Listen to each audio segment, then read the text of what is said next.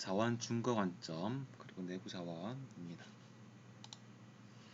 경쟁 우위 확보의 중요성입니다. 즉 초과 이익을 누리기 위한 조건이겠죠. 첫 번째는 기업이 사업 영역으로 매력적 산업을 확보해야 하고, 하지만 갈수록 어려워지고 또 그럴 가능성은 낮아지고, 두 번째는 경쟁 기업보다 뛰어난 경쟁 우위를 확보해야 되는데 지속적 경쟁 우위를 확보하는 게 너무너무 중요한데 이게 어려운 거죠. 지속적인 경쟁 우위 어렵다. 이거는 개방화 그리고 세계화 그리고 산업이 정적이 아니라 동태적 성장을 이룬다라는 겁니다. 정적이 아니라 동태적 성장을 이룬다. 이러한 요인을 고려할 때 전략의 핵심은 이러한 지속적 경쟁 우위를 확보하고 그걸 지속적으로 이어나가는 것이 중요하다. 그래서 경쟁 기업에 비해서 우월한 경쟁 우위를 어떻게 확보하고 지속할 것인가는 중요한 거다라는 게 내용입니다. 자, 어떤 기업이 뛰어난 성과를 지속시킬 수 있는 이유는 뭐냐? 어떤 외부 환경에 적절히 대응하였기 때문인지, 즉 외부 환경.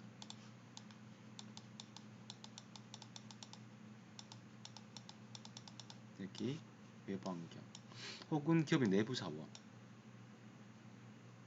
잘 활용했는지.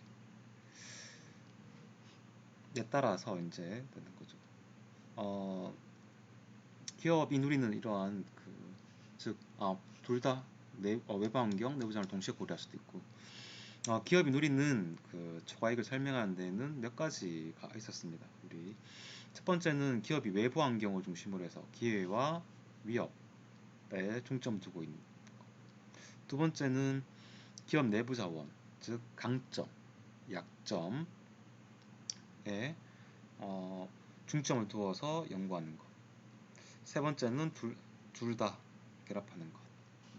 이렇게 세 개의 연구가 많이 이루어졌다라는 겁니다. 그런데 가장 많은 건 뭐였냐면은 가장 많은 연구는 요거였습니다. 기업의 외부 환경에 중점을 두는 것. 이거는 우리가 너무 잘 아는 앞에서 봤던 마이클 포터의 산업구조 분석 무형, 그리고 또 그 이후에 또 썼던 경쟁 우위 전략에서, 경쟁 우위라는 책에서 연구해서 경쟁 전략 분석을 확대해서 산업 환경에 적합한 포지셔닝을 통해서 시장 지위를 구축하고 지속적 경쟁 우위를 달성하는 방법에 대해서 설명했습니다. 이에 비해서 이제 기업의 내부 자원 중점, 요거는 상대적으로 이제 덜 이루어졌죠. 내부 자원에 관한 대부분 연구도 보면은 전략의 실행 문제에 중점 두고 있었습니다. 주로 뭐 조직 구조라든지 통제, 뭐 유인 제도, 즉 동기 유발에 관련된 제도, 아니면은 최고 경영층의 리더십 같은 것들이 이제 내부 자산으로 이제 관주되어서 연구가 이루어졌다 보시면 될 듯합니다. 자, 산업 구조 모형과 자원 준거 관점입니다. 이건 방금 제가 말씀드린 것입니다. 자, 산업 구조 모형과 자원 준거 관점입니다.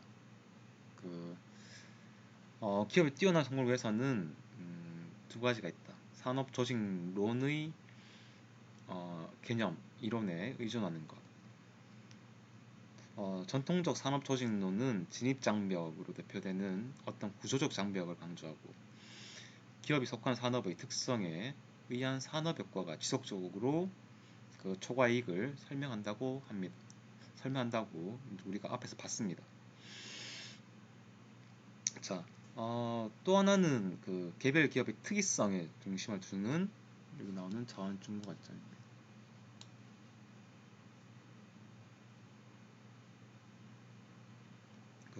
이런 자원 준거 관점 이론적 핵심은 기업을 유형 자원, 유형자원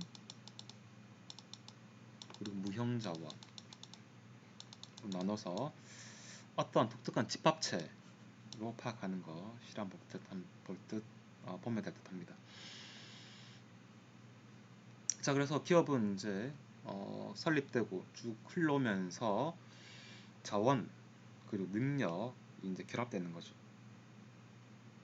그래서 이들 자원과 능력의 차별적 역량에 근거해서 이제 다른 기업보다 더 뛰어난 경쟁 우위를 확보한 게 바로 이 자원 충고 관점입니다.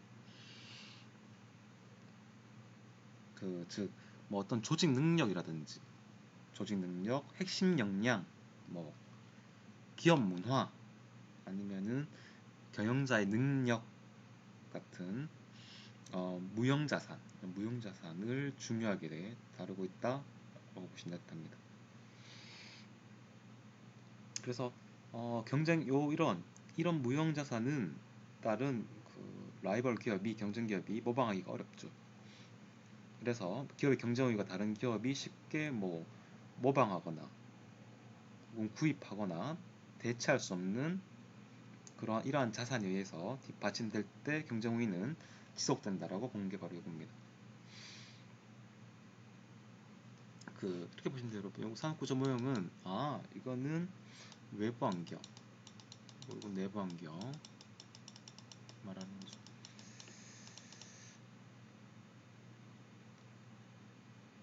자, 그래서 산업구조 모형 좀 더 보면은 같은 산업에 속한 기업들은 그들이 보유하고 있고 또 통제 가능한 자원과 전략에 있어서 기본적으로 동일하게 봅니다.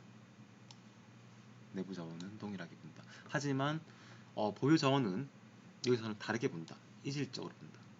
여기 보유 자원은 아까 말했지만 어떤 조직 구조, 그 기업이 가진 조직 능력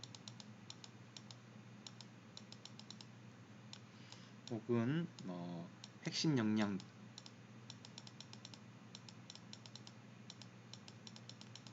기업 문화 이런 것들 그리고 리더십 여기 해당됩니다. 그래서 산업구조 모형에서는 이거는 동질하다. 요 기업 A랑 기업 B 기업은 동질하다 라고 본 겁니다. 하지만 이건 다르다. 그래서 또한 이동도 가능하다. 시장에서 즉시 구입이 가능하다 라는 거죠. 하지만 자원중 관점에서는 이거는 기업 간 이동이 어렵다. 즉 시장에서 구입하기가 어렵다. 그 기업만이 가진 이런 것, 기업 문화, 조직 능력 같은 것들. 분석 중점 역시 마찬가지. 여기는 외부 환경이고 여기는 내부 환경. 즉 우리가 앞에서 봤던 산업 매력도가 여기 산업 구조 모형이고 자원 중관점은 보유 자원 및 어떤 능력. 초과의 근거는 산업 구조 모형에서 했듯이 시장 지배력입니다. 즉 시장 지배력. 즉 이 시장에 한 기업밖에 없다, 두 기업밖에 없다. 지배력이 생기는 거죠. 또한 여기 자원중관점 같은 경우에는 여기 독특한 자원에 대한 렌트, 요소 시장의 불안정성이 나오죠. 여기. 즉 요소 시장의 불안전으로 인해서 공급 부족이 날 수 있다.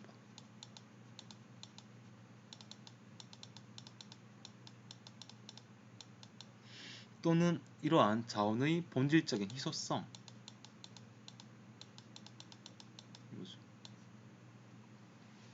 이런 요소 시장에서의 공급 부족 혹은 희소성, 이런 독특한 자원에 대해서 이건 간단하죠. 우리 어떤 뛰어난 종업원, 어떤 뛰어난 구직자를 구하기가 쉽지 않다라는 겁니다. 내부 자원의 종류 보도록 할게요. 요거는 방금 제가 말씀드린 파트. 그리고 크게는 유형자원, 무형자원의 독특한 집합체로 우리는 기업을 파악합니다. 이 중거 관점에서는. 즉 어떤 기업이 가진 역사, 그 기업만이 가진 역사, 그리고 과거의 조직들이 이제 이것들이 상호 결합해서 현재 보유하고 있는 자원의 독특한 집합체를 만들어냈다는 것을 의미합니다.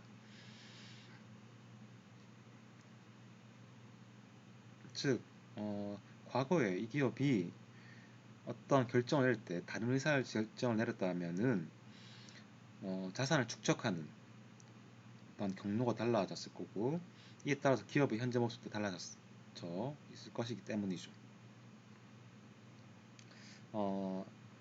모든 기업 같은 경우에 개별적으로 독특한 존재를 할 수 있는데, 왜냐하면은 모든 기업은 그 기업에 지나온 역사가 있다는 겁니다.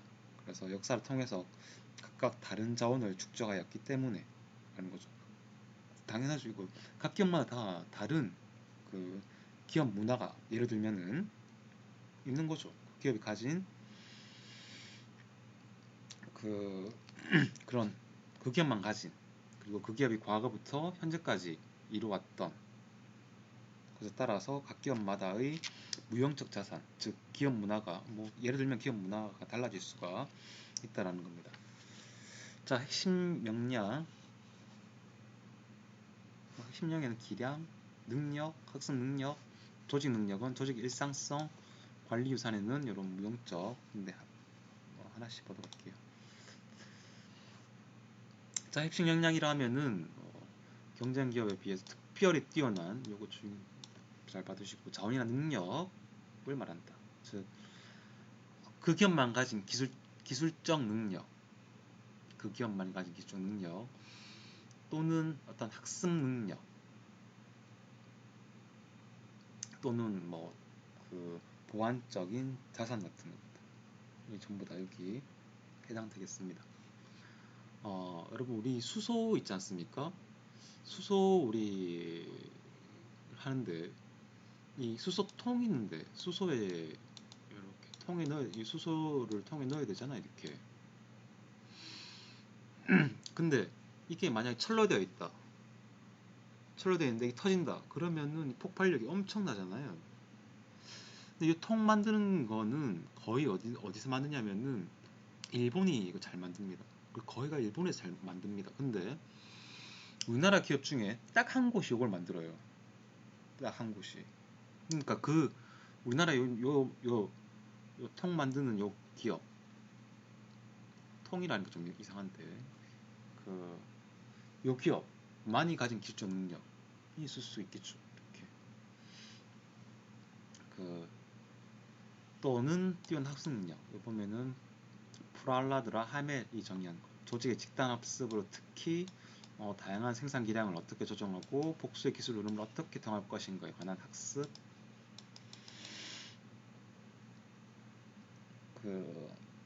요거 집단 학습. 이 뛰어난 기업은 학습을 통해서 조직 전체의 기술과 어떤 생산 기법을 통합해서 개별적인 사업 단위가 변화하는 기회에 신속히 적응할 수 있는 능력을 가질 수가 있겠죠. 다음 두 번째 조직 능력입니다. 조직이 습득한 동태적 일상성의 무형자산입니다. 이것은 기업의 효율성 그리고 효과성 지속적으로 개선하고 증진시킬 수 있는 어떠한 경영 능력을 우리는 조직 능력이라는 거죠. 자, 경영 능력입니다. 성공기업 같은 경우 지속적으로 기업을 개선시키는 방향으로 외부 변화를 혁신하고 수용하는 어떤 집단적 능력이라 할 수 있겠죠. 한 곳에 머무르지 않고 지속적으로 개선시키는 방향을 갖는다는 거죠. 그래서 이제 혁신을 촉진하고 조직 간에, 그러니까 이것도 중요하죠, 여러분. 조직 간에 정보와 기술이 교류가 잘 돼야 된다. 조직 간에 정보가 잘 교류가 되고, 이것들 전부 다 여기 조직 능력이 되겠습니다. 그다음 관리 유산입니다. 관리 유산은 두 가지로 볼 수 있습니다. 무형적 문화 유산입니다. 뭐 설립자 또는 지배적 관리자의 카리스마적인 리더십 스타일. 우리 스티브 잡스, 여기 해당되겠죠. 스티브 잡스. 또는 그 기업만이 가진 비전, 그리고 조직의 전반적 문화 같은 것들. 이 바로 아니면은 뭐 조직 구조라든지 뭐 그 기업의 시스템, 여기 해당할 수가 있겠습니다. 그 다음 이제 물질적 유산, 뭐 공장, 뭐 사무시설, 설비시설, 통신 시스템, 뭐 장비 등등등. 예를 들면은 그 신규 투자에 대한 의사결정은 이걸로 인해서 영향을 받는 당사자들의 어떤 뭐 기득권과 조직 내의 권력 관계에 의해서 영향을 받을 수가 있겠죠. 보통 이런 물질적 자산 같은 경우에는 내구적 속성,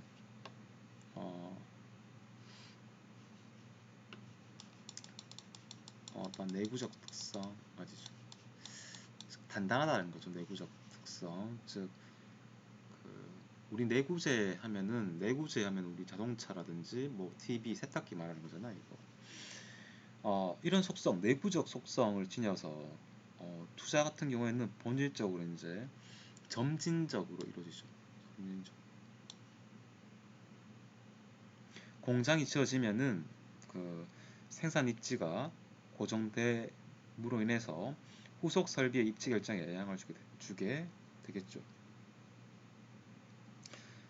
처음 이제 공장 입지가 잘못 선정되었다고 해도 단기간에 새롭게 재구축하는 것이 불가능하죠. 내구적이기 때문에. 내구적 성질을 지녔기 때문에. 그래서 이 다음의 의사결정에 영향을 준다는 점입니다. 자, 보시면 됩니다. 핵심 역량과 경쟁 우위입니다. 앞에서 잠깐 살펴봤지만 좀 더 보도록 할게요. 핵심 역량은 다양한 생산 기량을 어떻게 조정하고 복수의 기술 흐름을 어떻게 통합할 것인가에 관한 어떤 학습이다 라는 겁니다. 1970년 우리 앞에 말했던 학자 중에 프랄라드랑 하멜이라는 학자에 의하면은 70년대 80년대 미국 기업, 일본 기업에 비해서 성공이 상대적으로 적은 것은 이러한 핵심 역량이 축적되지 못하였기 때문이다 라는 겁니다. 어떤 뭐 기술 능력, 인적 자원, 자본 축적 면에서는 미국 기업이 우위가 있음에도 불구하고 핵심 역량을 개발하기 위한 의지, 뭐 조직 구조가 뒷받침되지 않아서 장기적으로 시장에서 경영 지위를 일본 기업에게 뺏기죠.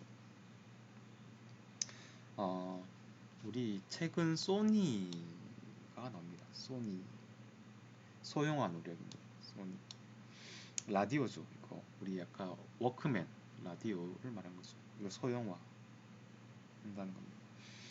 제가 앞에서 말했다시피 일본은 한 곳만 파는, 한 곳을 되게 열심히 파는, 그래서 좀 더 작게 그래서 소형화 생각. 이 당시엔 그래서 어마무시하게 성공했죠. 미국 기업에 있는 카세트보다 훨씬 더 예쁘고 또 기능도 좋고 그랬다는 겁니다. 자, 또 디즈니 얘가 나오는데 애니메트로닉스라는 말입니다. 애니메트로닉스, 즉 감동적 애니메이션을 만든다는 거죠.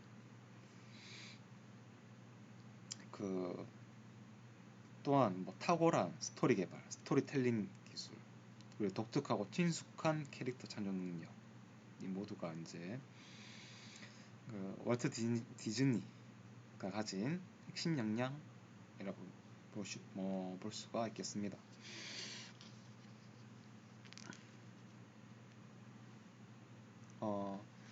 근데 이런 핵심 역량은 사용할수록 감소하는 것은 아니다.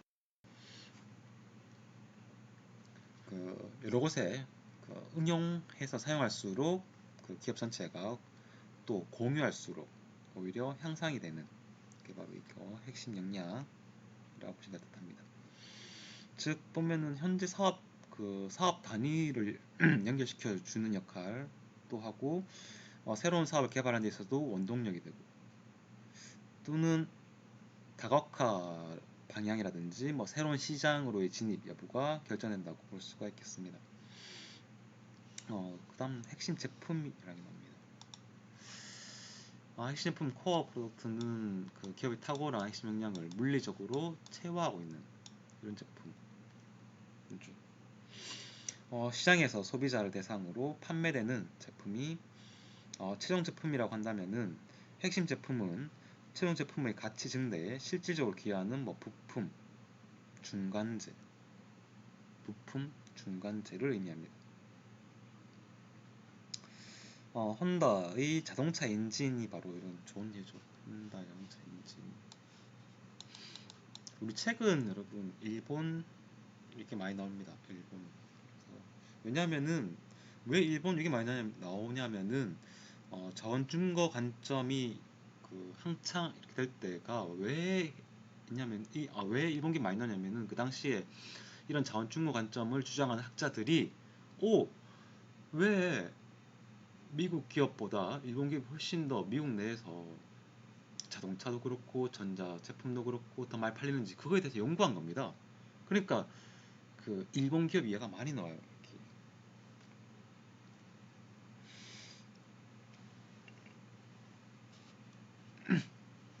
자, 계속 보면은 특정 분야 핵심 역량에서 세계적 지위를 유지하기 위해서는 핵심 제품의 전 세계적 시장 점유율을 높이기 위해서 노력해야겠죠. 이에 따라서 최종 제품의 시장 점유율 그리고 핵심 제품의 시장 점유율은 차이가 날 수도 있겠죠. 우리가 아는 캐논 같은 것. 캐논은 데스크탑용 프리저 레인터의 엔진. 이 엔진은 핵심 제품이고 이 엔진 프린터 엔진 레이저 프린터의 엔진 요거는 핵심 제품이죠. 부품이니까. 그리고 프린터는 요거는 최종 제품이라 할 수 있죠.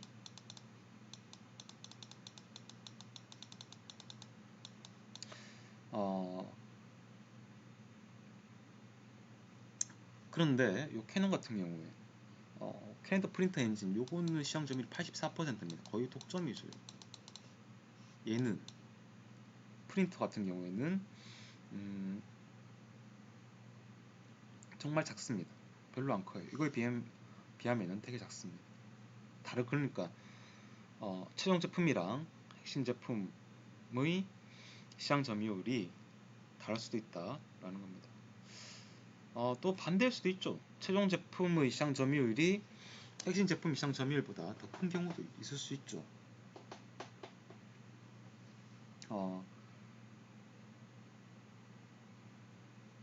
예를 들면은 중간재라든지 부품을 되게 임금이 저렴한 곳에서 수입해서 조달해서 최종 제품을 조립하는 생산 기업은 이렇겠죠.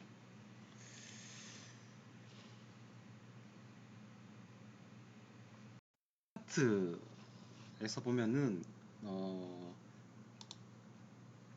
하고 싶은 말이 어떤 게 있냐면은 요겁니다. 이 파트에서 나무가 있다 합시다. 나무가 있다 치면은 이렇게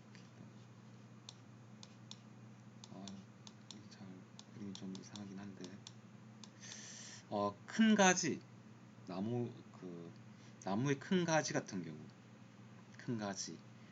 이렇게 뻗어있는 가지 같은 경우에는 핵심 제품 그리고 작은 가지들은 전략 사업 단위 전략적 사업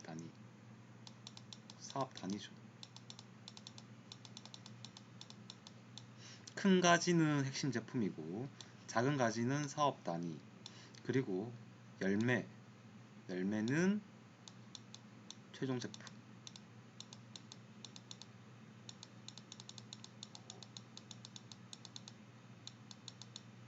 그리고 여기에다 이제 영양분을 공급해 주는 것. 어떠한 영양분을 공급해 주는 것. 이게 뭐냐? 핵심 영양이다라는 겁니다.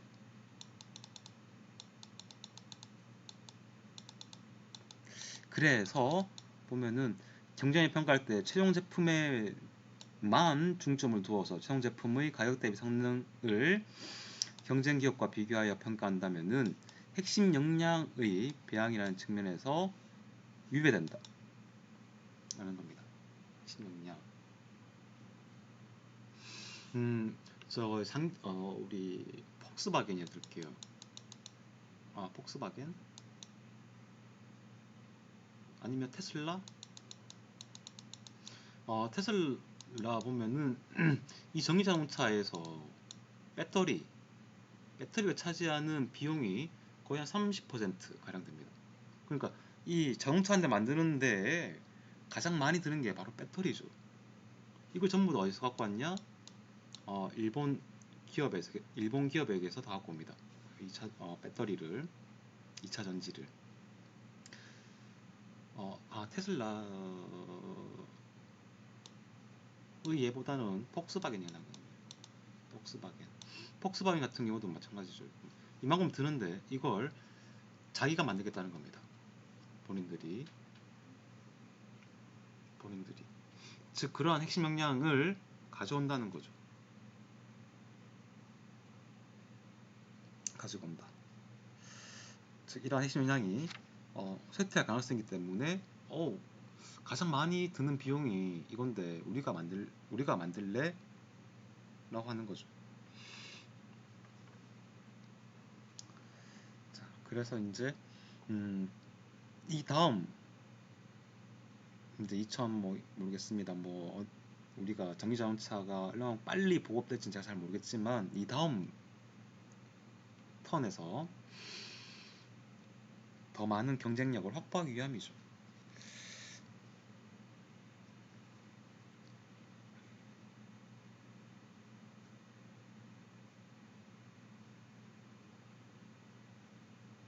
자, 또 하나는 이렇게 보시고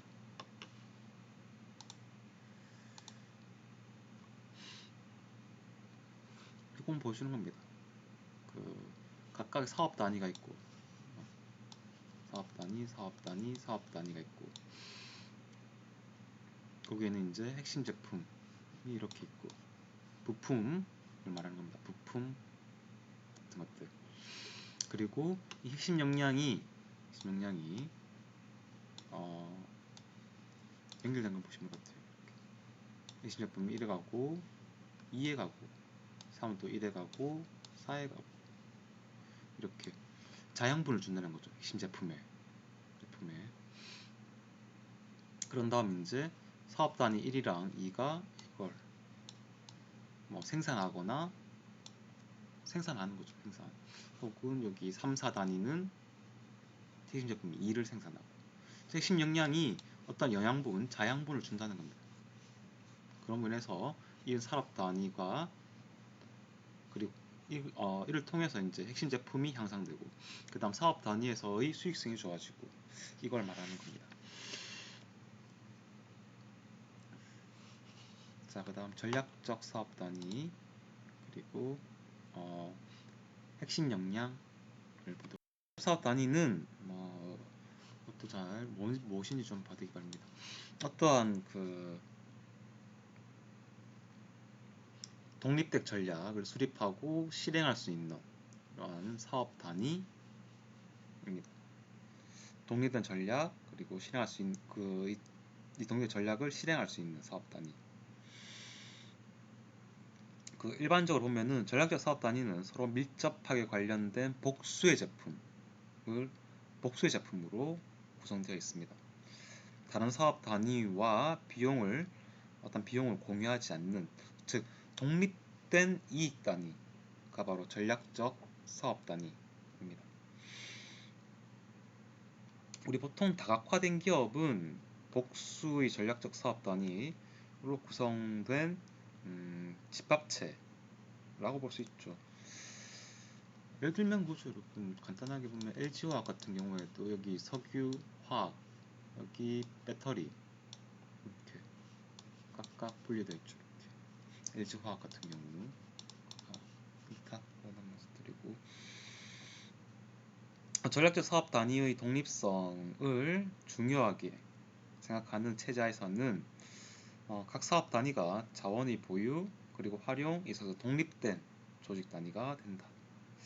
그래서 최고 경영자가 복수의 사업 단위 간의 자원을 통합해서 핵심 역량을 구축하기 위한 어떠한 비전이나 관리 순환을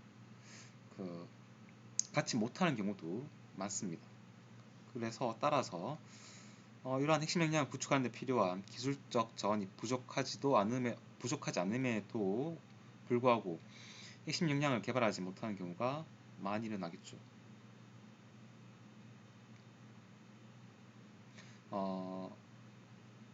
그래서 전략적 사업 단위에 관련되어서 보면은 여기 문제점이 있습니다. 이거 좀 봐두시기 바랍니다. 첫 번째는 과소 투자입니다. 과소 투자. 기업이 복수의 전략적 사업 단위로 구성되어 있다고 생각되면은 각 사업 단위가 생산해서 판매한 최종 제품에만 신경 쓰는 겁니다. 각 사업 단위가 생산하는 최종 제품에만 신경 쓴다. 그래서 어떠한 어느 전략적 사업 단위도 각 사업 단위에 공통적으로 필요한 핵심 제품이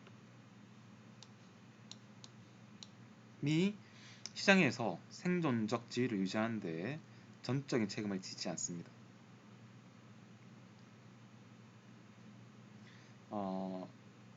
아까 말한 이 핵심 제품, 이건 요 말입니다. 어떤 A란 아니요, 어떤 기업이 이렇게 있다 합시다. 요 사업 단위는 A, B, C라고 합시다.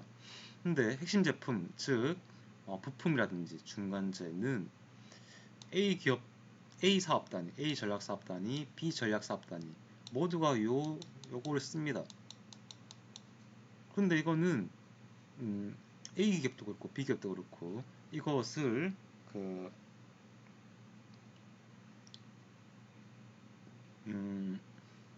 어느 정도 확보하는 데 있어서 더 많은 투자를 하지 않는다는 거죠. 왜냐면은 여기 A 사업 단위, B 사업 단위 모두 사용하잖아요. 예를 들면 그죠. 야, 요거에 대해서 B가 말하는 거죠. 요거에 대해서 너가 더 신경 써? A는 야, B 너가 더 신경 써. 이랬을 수 있는 거죠. 그래서 혁신 제품에 대한 투자가 제한적으로 이루어질 수가 있다. 또는 이 사업 단위에서 세계적 수준 일할 수 있게 많은 핵심량 구축하기 위해서 필요한 투자액을 부담할 수가 없겠죠.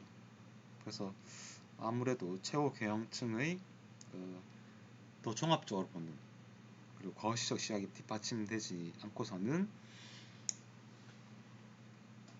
필요한 만큼 투자가 이루어지지 않을 수 있다라는 게 이겁니다.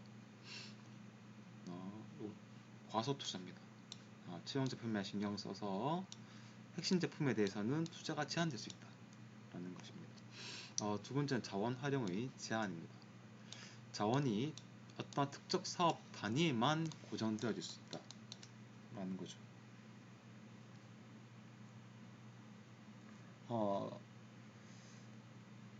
사업 단위는 사업 단위가 발전할수록 그 자체 독특한 핵심 역량을 개발하는데 일반적으로 보면 이 역량을 보유한 인력은 특정 사업 단위에 소속되는 것으로 생각되어집니다. 그래서 다른 사업 단위에서 이러한 인력에 대한 차출 요구가 있을 경우 이를 거절하기가 쉽다라는 겁니다.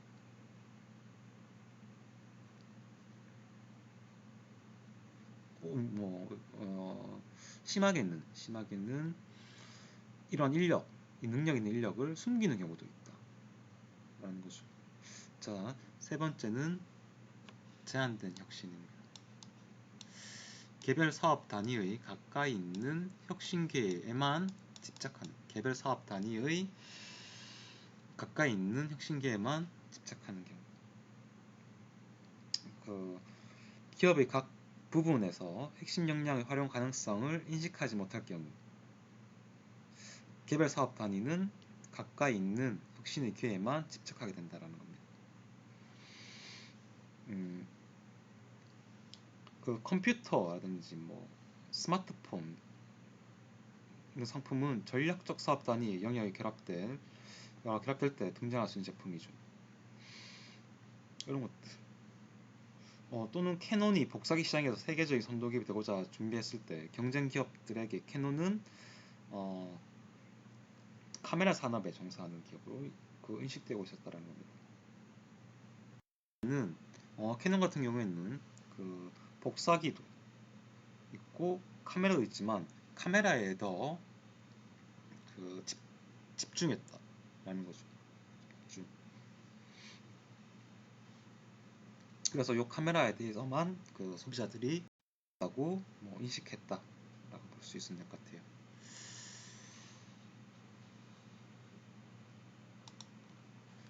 이거는 전략적 사업 단위와 핵심의 관점에서 가까이 관점입니다. 경쟁 근거는 전략적 사업 단위에서 아무래도 제품이겠죠. 핵심 역량 같은 경우, 경쟁 역량을 구축하기 위한 기업 간의 경쟁. 기업 구조 같은 경우에는 제품 시장 면에서 관련성을 가진 사업들의 포트폴리오. 어떤 사업, 포트폴리오를 어떻게 짤 것인지. 핵심 역량은 핵심 역량, 핵심 제품 같은 것들입니다. 이렇게만 두 가지 정도만 보시면 됩니다. 자, 그리고 연구 동향은 조직 능력, 정의 분류입니다. 보면은 조직 능력의 우선 본질, 조직 능력의 본질, 원천은 무엇인지. 조직 능력이라면은 상호 보완적으로 작용하는 자원들의 결합된 결과이다. 조직 능력은 일상성과 암묵적 지식 그리고 조직 기억이 관련되어 있는 어떤 결합체라고 볼 수 있겠습니다. 정의를 보면은 첫 번째 다음 세 가지 정도로 볼 수 있는데, 기업의 기본적인 기능별 활동을 효율적으로 수행하는 능력. 예를 들면은 공장을 어디에 배치할 것인지, 유통체제, 마케팅 이런 기능별 활동을 경쟁력보다 효율적으로 수행하는 능력. 두 번째는 동태적 개선, 즉 기업이 지속적으로 학습하고 적응하고 변화하고 혁신하는 능력을 관리하는 동태적 개선 능력, 즉 환경이 변하더라도 기업 활동을 효율적으로 수행하는 이러한 능력입니다. 예를 들면 이거요, 어떠한 물품 만드는 공정이 있지 않습니까? 이 공정이랑 제품의 지속적인 혁신, 제조상의 유연성, 혹은 시장 추세에 대한 적응성, 이런 것들, 이 조직 능력을 통해서 이런 것들이 가능해진다 라는 겁니다. 자, 마지막 세 번째는 동태적 개선뿐만 아니라 새로운 자원과 능력을 개발하는 능력입니다.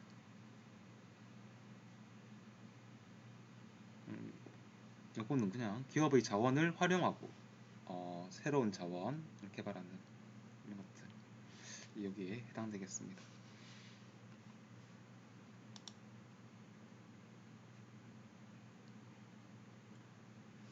자, 조직 능력의 본질은 상호 보완적으로 작용하는 자원들의 결합된 결과다 라는 것.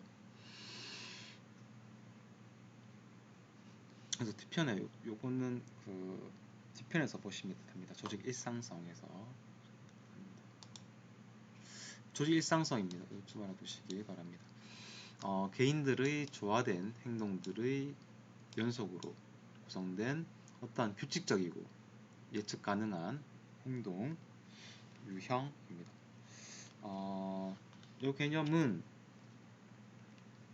조직이 어떤 상황이나 여기 문제 직면할 때 이를 해결하기 위해서 자동적으로 반복되는 집단적 행동 유형이라는 겁니다. 여기서 집단적이라는 것은 개인을 초월한 능력, 즉 개인의 행동이나 능력이 결합되어서 창출된다라는 겁니다. 개인의 행동이나 능력이 결합되어서 창출된다는 것을 의미한다. 어떤 기업에서 그 어떤 문제 해결 유형이 반복되는 과정에서 학습이 이루어지고 개발되고 유지가 된다라는 거죠.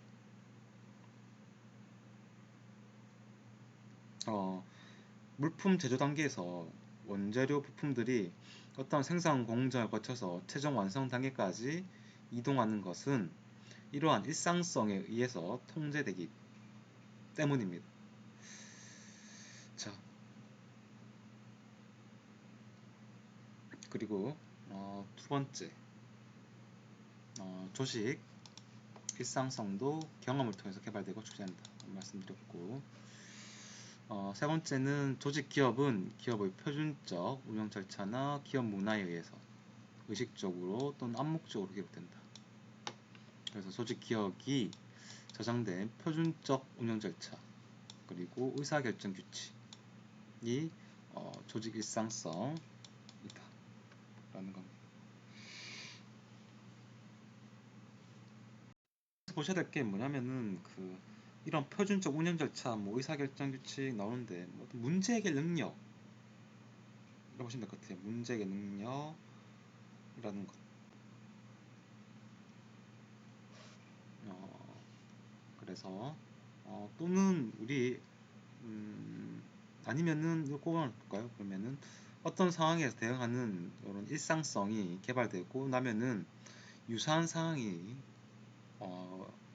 나왔을 때 신규 기업보다는 신속하고 효과적으로 대응할 수 있는 이런 문제 해결 능력인 거죠.